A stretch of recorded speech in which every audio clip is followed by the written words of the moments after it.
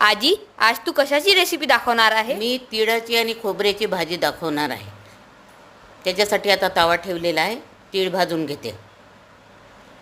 तीळ भाजून झाले की प्लेटमध्ये काढते आणि खोबरं किस भाजून घेते. हे बारीक खोबरं किस आहे, तेही भाजून झालेलं आहे. आता याचं मी मिक्सरमध्ये वाटण करून घेते थंड झाले की. आता कढई ठेवून त्यामध्ये तेल टाकते,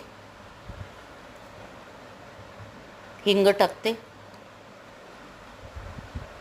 कांदा टाकून घेते. हे छान गुलाबी झाल्यावर कांदा, आलं लसूण पेस्ट टाकते आणि हे तिखट मीठ हळद आणि काळा मसाला घालून घेते. आता त्यामध्ये हे वाटण टाकून घेते. आता हे माझी भाजी जर तुम्हाला आवडली असेल तर माझ्या चॅनलला सबस्क्राईब करा.